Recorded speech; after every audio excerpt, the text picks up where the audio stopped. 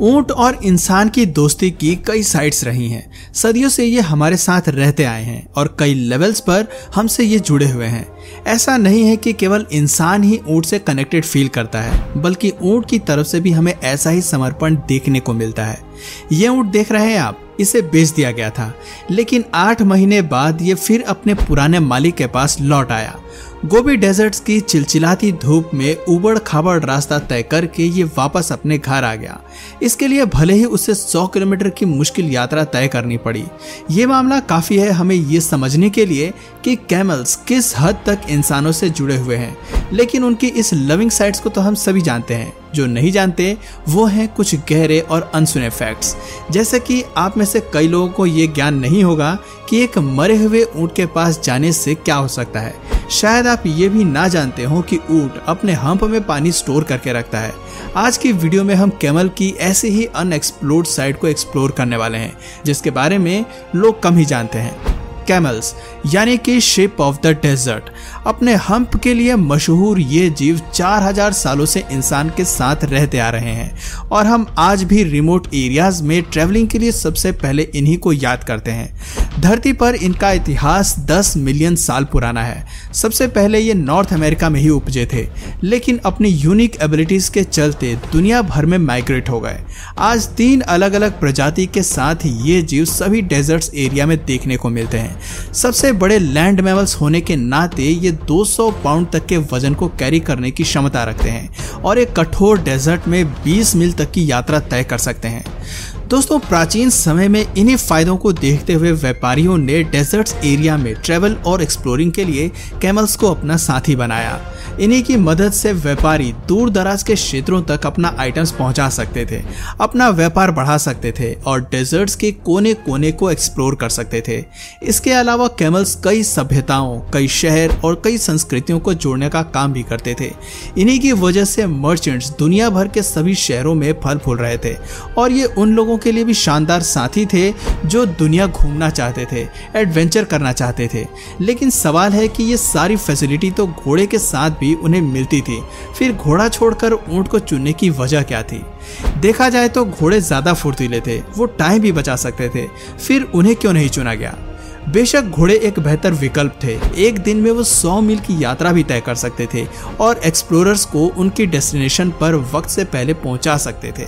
उनकी फुर्ती भी ऊंट से 5 गुना ज्यादा थी, लेकिन उनकी सबसे बड़ी कमी एंड्योरेंस पावर थी। एक घोड़ा इन सभी फीचर्स को केवल शॉर्ट डिस्टेंस ट्रैवलिंग में दिखा सकता है। लॉन्ग डिस्टेंस ट्रैवलिंग के लिए ये जीव नहीं बने हैं। कैमल की सहन शक्ति और देर तक चलने की क्षमता घोड़े से हमेशा ज्यादा रही है। इन जीवों के पास ब्रॉड पैड होते हैं जो दोनों पंजे से कनेक्टेड होते हैं। जब ये चलते हैं तो इनके कुशन पैड पांव के नीचे स्प्रेड हो जाते हैं ताकि ये कंफर्टेबली अपनी यात्रा जारी रख सकें। रेत में चलते हुए ये कैमल को सपोर्ट करते हैं, साथ ही ज्यादा दूरी की ट्रैवलिंग में इन्हें ये थकाते नहीं हैं। बर्फ में चलते हुए आदमी के लिए स्नो शू जो काम करते हैं, इनके पैड्स भी कुछ ऐसी ही सुविधा देने में कारगर हैं। लेकिन अगर हम किसी घोड़े को रेत पर चलाने की कोशिश करते हैं तो वो फंस जाते हैं और उन्हें मसल्स इंजरी भी हो सकती है। लेकिन ऊंट आराम से इसे पार कर जाते हैं और यही वजह है कि सदियों से डेजर्ट्स में ऊंट का इस्तेमाल होता है। हालांकि इनकी रफ्तार धीमी होती है, लेकिन मरुस्थल में इनसे अच्छा ट्रांसपोर्टेशन सिस्टम और कोई नहीं है। सबसे स्पेशल फीचर है कि ये अपनी भूख और हंगर पर काबू पाना जानते हैं। सबसे वर्स्ट कंडीशन में भी ये कई दिनों तक भूखे प्यासे रह सकते हैं। एक ऊंट 3 हफ्ते तक बिना पानी के और कई महीने तक बिना भोजन के भी रिप्रोड्यूस कर सकते हैं। इनका स्टेमिना लाजवाब होता है। घोड़े से हम इस स्पेशलिटी की इच्छा नहीं रख सकते, क्योंकि तेज दौड़ने वाले इस जानवर को ज्यादा भोजन और ज्यादा पानी की जरूरत होती है। थोड़े में उनका काम नहीं चल पाता है। एक ऊंट भूखा रहते हुए अपना 40% वजन खो सकते हैं, लेकिन जब उन्हें पानी मिलता है तो सेशन में वो 32 गैलन्स पानी पी जाते हैं। साइंस बताती है कि कैमल के भूखे प्यासे रहने की एबिलिटी उनके बड़े हम्प और पेट की वजह से विकसित हुई है। दरअसल ऊंट के हम्प में भारी मात्रा में फैट स्टोर होता है। काफी लोगों को लगता है कि ये अपने हम्प में पानी स्टोर करके रखते हैं, लेकिन असल में ये फैट ही होता है जो जरूरत पड़ने पर पानी और हीट में ब्रेकडाउन होता है। ऐसे में इसी स्टोर को यूज करके ये अपनी डेली लाइफ एक्टिविटीज को अंजाम देते हैं।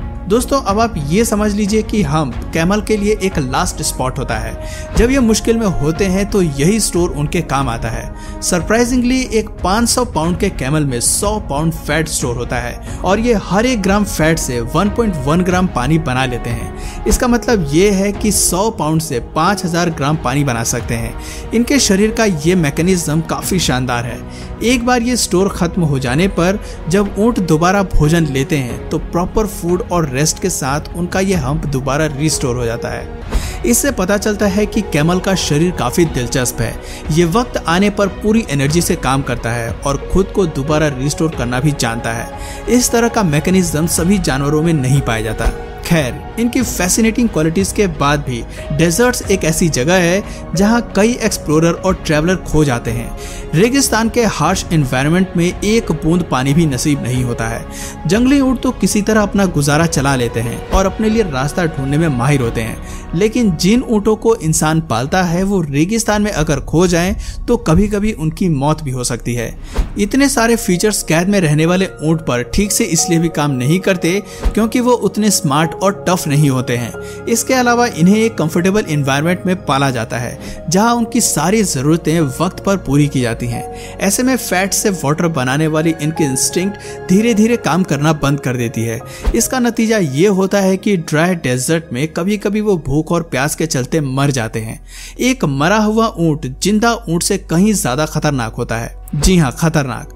ये बात सुनने में थोड़ी अटपटी जरूर लग सकती है, लेकिन एक मरे हुए ऊंट के पास जाकर उसे छूने या छेड़ने की कभी कोशिश मत करना। दरअसल कैमल तो मर जाता है, लेकिन उसके हम्प में जो फैट स्टोर होता है वो शरीर के अंदर ही रह जाता है। वक्त के साथ साथ ये फैट गैस में ट्रांसफॉर्म हो जाती है और कैमल के शरीर में ही ट्रैप रहती है। खास तौर पर इन गैसेस में मीथेन की मात्रा सबसे ज्यादा होती है। इसके अलावा ऊंट के पेट में जो पानी मौजूद होता है वो ना तो बाहर आ पाता है और ना ही डाइजेस्ट हो पाता है। ऐसे में इसका शरीर धीरे धीरे डिकम्पोज होना शुरू हो जाता है। चिलचिलाती धूप में अगर आप इसके शरीर को छेड़ देते हैं तो ये एक्सप्लोड हो सकता है।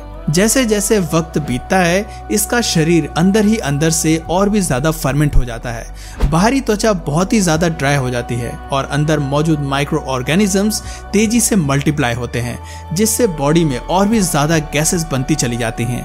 आप देख सकते हैं कि एक ऊंट का शरीर मरने के बाद किस हद तक फूल जाता है। ऐसा लगता है कि उसने किसी बैलून को खा लिया हो। ऐसी स्थिति में अगर आप इसे छू भी लेते हैं तो ये तुरंत फट सकता है। आपकी हल्की सी भी प्रेसिंग से इसका सड़ा गला शरीर एक भयानक धमाके का शिकार हो जाता है। इसके पास मौजूद कोई भी लिविंग स्पीशीज जख्मी हो सकता है, फिर चाहे वो आप हो या कोई छोटा जानवर। अगर ऐसा नहीं भी हुआ तो आपका शरीर एक ऐसे मिक्सचर में कवर हो सकता है जिसकी स्मेल से आपको उल्टी आ जाए। आई एम श्योर कि आप ये दिन कभी देखना नहीं चाहेंगे। डेजर्ट में फंसे कई लोग आज भी ये सोचते हैं कि कैमल के हम्प में पानी स्टोर होता है। ऐसे में जब वो रेगिस्तान में कहीं फंस जाते हैं और उन्हें पानी की जरूरत होती है तो वो मरे हुए कैमल के हम्प को काट कर पानी निकालने की तरकीब लगाते हैं और यही विचार उन्हें महंगा पड़ जाता है क्योंकि हाथ लगाते ही कैमल फट जाता है। इससे पता चलता है कि ऊंट हमारे जितने बेस्ट साथी हैं मरने के बाद उतने ही खतरनाक हो सकते हैं। शीप ऑफ द डेजर्ट कहलाए जाने वाले इस जानवर की दो साइड्स हैं और दोनों ही अपने आप में बहुत अलग हैं, लेकिन एक बात तो पक्की है कि ऊंट इंसान के प्रति अपना समर्पण और प्यार दिखाने के लिए किसी भी हद तक जा सकते हैं और वो हमारे सबसे बेस्ट कंपेनियन में से एक हैं। तो दोस्तों, आपकी नज़र में इंसान इनसे कितने ज़्यादा फ्रेंडली हैं कमेंट करके ज़रूर बताइए। और अगर इस वीडियो से आपको कुछ नया जानने या सीखने को मिला या फिर इंटरेस्टिंग लगा तो प्लीज़ इस वीडियो को एक लाइक करके अपने फ्रेंड्स और फैमिली में से ज़रूर शेयर करें। और यदि आप इस चैनल पर नए हैं तो प्लीज़ इस चैनल को सब्सक्राइब करके बेल नोटिफिकेशन आइकन को ऑन कर लीजिए ताकि हमारे आने वाले वीडियोज़ आप मिस ना करें। मिलते हैं फिर किसी वीडियो में नए टॉपिक के साथ, तब तक के लिए नमस्कार।